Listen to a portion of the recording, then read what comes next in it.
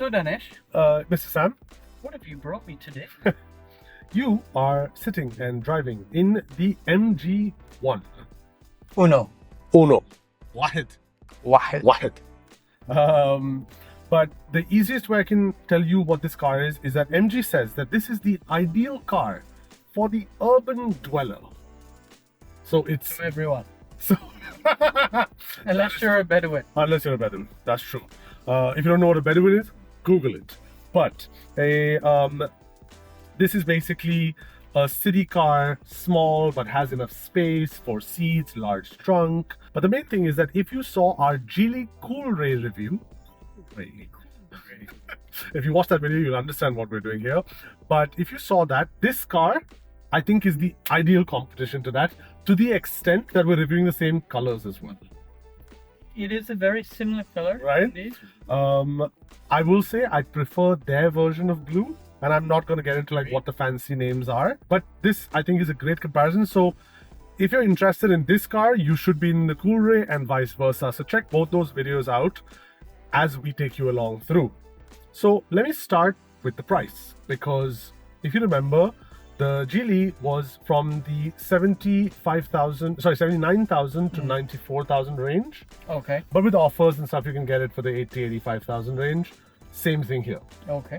This one starts with the standard version at 75,900 AED Very and goes up to the mid-range, which is 80,900, and then goes to the version we're in, the Lux version, for 88,600. Now, this as well can be got in that 85,000 category depending on offers and stuff like that, right? Okay. The cool thing is this is an MG, and with MG, the one thing that this means, especially here in the UAE, is 6 years, 200,000 factory warranty. That is great. It's amazing. So if you're one of those people that has a bit of a doubt that, oh, Chinese cars, what do I do? What is the maintenance? That should take a big weight off, and it definitely should be a consideration if you're looking to get one of these cars. Now, the cool thing is, if you remember, in the Cool Ray video, we discussed that because of where Cool Ray had kind of upped the game of this segment of cars, we couldn't forgive MG for how lackluster they were. True. It's as if they knew we were going to say that, and they sent us the MG1. Thank you very much, Inter-Emirates Motors. Appreciate you sending the MG1, but that's why they sent this, because this is the new MG interior.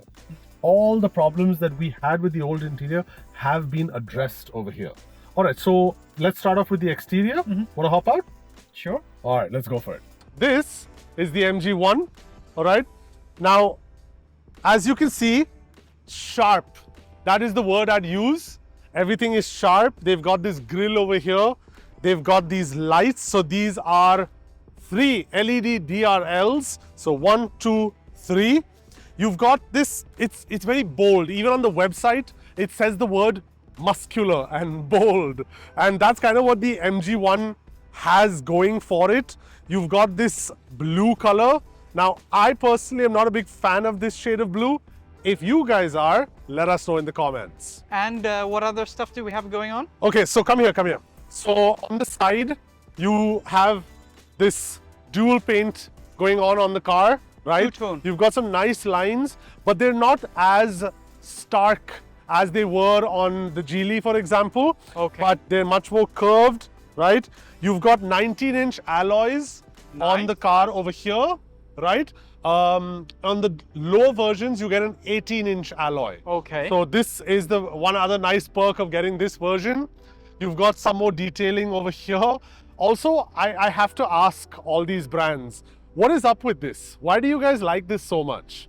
It's not that great. Stop putting it. But moving on, we've got twin aero spoiler going on. Okay. Nice, very cool looking, real, right? So it actually works.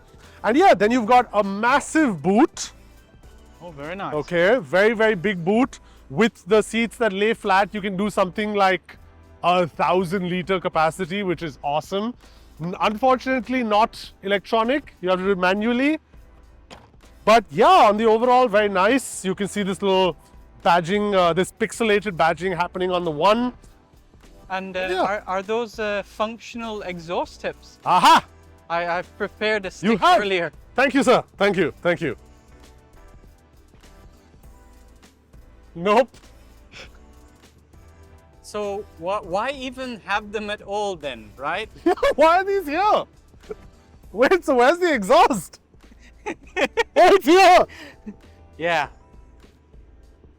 That's hilarious. That is hilarious. Thank you for your trusty tool. We have now fingered this car. But yeah, I do like these lights. Okay. I want to mention that.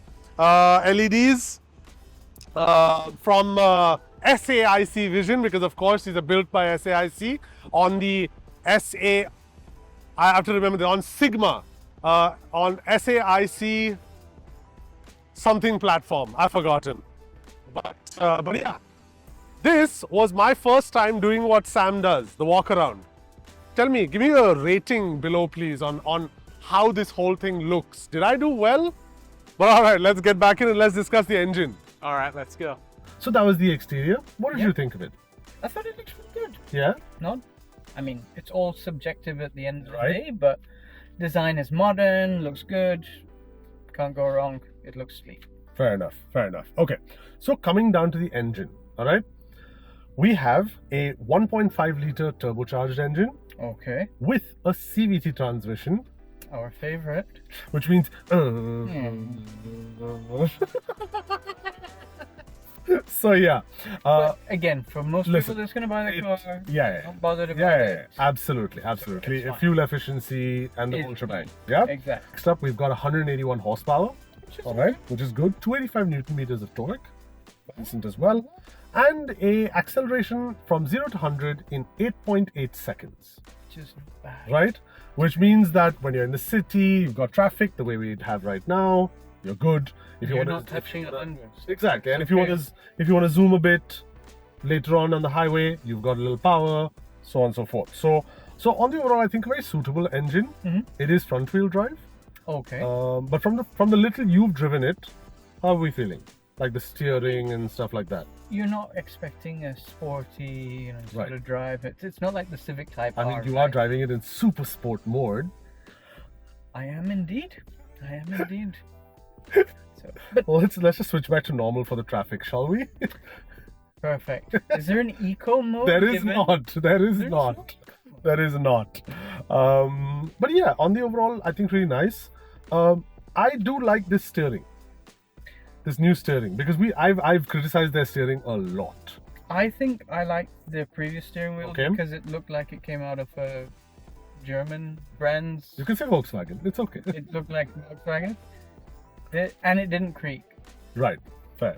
So This one does. So the only criticism I have for this steering wheel is that I don't like this button format. Like, why did they have to? It's very simple, MG. Plus, minus on one side for volume and mode, and the other side you have set and reset for cruise control. Khalas. Why did you have to play with it? There was no reason. like these buttons that they stick. I mean, it's nice because they're not like capacitive touch where you're accidentally pressing them, Right. but they stick out.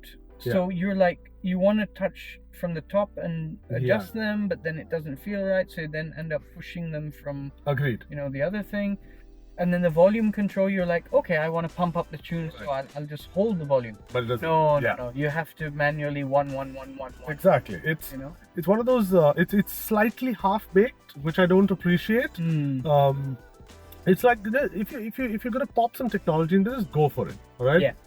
But okay, since we've kind of jumped into the steering wheel, you want to stop on the side and we just look at the interior as well? Yeah.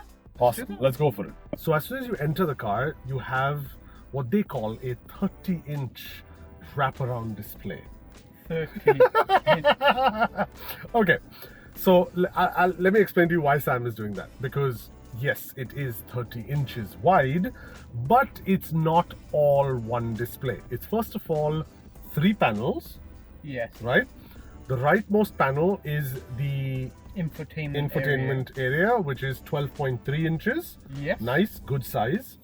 Then in front of you, you've The got instrument cluster is 7 inches. 7 inches, though this one does seem a little larger than 7 inches to me. So maybe this Lux model has a larger one. That can be confirmed. But most interesting to me is that leftmost display. Which is not even a screen. which is not even a screen. It's just a capacitive touch panel. Correct. It's a capacitive touch panel where what they've done is they've taken all those little buttons that you have, on the side or on your handle in the car. So things like, for example, the stuff to adjust the mirrors, all that. They've taken all that and popped it there. And a few additional things, like you can do your music and Bluetooth, you can adjust the headlights, which I much rather prefer the regular manual jog wheel, because you can decide up or down without having to go through the sequence. But yeah, interesting take. So I'll give them like 5 points. I'll be like, you know what? That's a cute little take. I haven't seen that. Innovative. I haven't even seen that in a more expensive car. It's not like they copied something from an expensive car. Like it's a very original take on their end, which I will definitely give them credit for. Okay. So that's there. Apart from that, you've got ambient lighting. I will give them credit, and this is a very subjective personal choice, but it's very minimal. Just a bit here, just a bit here. Yeah, I haven't noticed it yet. So it's really nice. And I give them a hazard light score, because if you don't know, I've now started giving hazard light scores, because I think the fact that companies are playing around with the hazard light placement is ridiculous. It is right here. Perfectly in the center. Perfectly. The only thing is, I wish it wasn't capacitive. Yes. I wish it was a tactile button just for the hazard light. So I will give them a 7.5 on 10. And what about the audio, Daanesh? Now, oh God, this is the audio for the buttons, which is ridiculous. I mean, at least you know you touched them. Fair, and that is looking at the glass half full, but also that tone is so... Yeah. It's like generic tone. Yeah. Yes, we'll use this one. That's exactly what happened. And I mean, I'm not gonna say don't buy this car because of those tones, No, but this comes back to the other vehicles that we look at that can cost considerably more, and people go, oh, how can you justify? Those are the little things that make you go, that's why I can justify because here, it. like in this scenario, MG went, oh, capacitive buttons. Tone, who cares? Just put the capacitive button, So I feel like that it could have been a softer tone. Yeah. I will say this, in the 3 days I've driven this car, I have not played around with the sound settings. So in case you find out later that it can be changed, I apologize. But until then, I don't like this tone. But yeah, man, that's like pretty much it for the interior. You've got this faux leather. Amount of storage. Yeah. Oh yeah, storage is great. Yeah, great, big. Oh, and excuse me, little AC thing going on. Yeah. But I don't know why it's down, because then if I just cover it with something, then it's blocked. It's blocked. So but it's there. It's there. It's there. You've got the AC thing happening. You've got 2 cup holders over here. You've got decent amount of space in the doors as well. You've got this bottom, what do you call this? Under center console storage solution. That. We have that as well. It's slightly oddly placed, and the atrocious positioning of the USB-C port is here, which I'm not even joking. Like, I would have to open this door, bend just to get a shot for this, which I will for you. But yeah, it's really badly positioned. But on the overall, like I said, you've got this faux leather feel everywhere. You've got, I mean, it's okay. It creaks. I mean, the steering wheel creaks. Yeah. So there is a bit of a creak, and like we mentioned in the Cool Ray video, the level has been increased by the Cool Ray, right? Yeah. Considering this is the same price category, 6 months ago I would have forgiven creaks. Yeah. Now I don't. Yeah. Yeah. And my thing when I got in was, okay, it's got tilt, but where's the telescopic? It doesn't go back or forward. That was unfortunate. Maybe you're not bothered and you're like, can't justify the price, but if I'm gonna get into an optimal seating position, I want telescopic and brake steering control. I agree. So that's pretty much it on this whole interior tech kind of bit. I think last but not least, let's check out safety features. Okay. Yeah? So why don't we get on a drive and I'll take you through them. Sounds good. Last but not least, we come down to safety. Okay. And on the plus side, there is an immense amount of safety in this version. Okay. Right? We've got auto emergency braking. We've got all the extras that come with cars now, lane departure warning. We've got blind spot control, and we've got what is called the MG Pilot. MG Pilot. Yes, the MG Pilot is of course giving you all these systems together to give you a safe and nice drive. One of those, as you can see in front of you, is that display. Now this display is, you know how the whole Tesla thing happens of cars? So it can recognize cars, humans, bikes, animals, and on the overall works. But what I've noticed in the past few days is that while it works really well,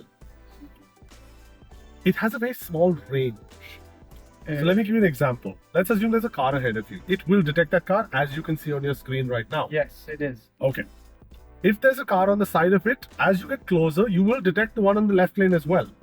But because it has, I think, and this is, by the way, all just a theory on my part, I have not checked and confirmed the same with MG, but basically, if it sees half a car, it'll recognize it as a bike. So it could even be a truck. But because it sees only half, it'll recognize it as a bike. Or another thing I noticed was, when you've got the car at a signal, and you're the first car at the signal, and cars are passing from the other signals, it'll start blinking like crazy because it detects something there, but it's never been taught that if it's front facing, there's no need to detect it. So while the hardware seems to be good, the software is a little underbaked. You can even see this in the parking. Okay. Right? So you saw this, you were playing with the cameras earlier. Yeah.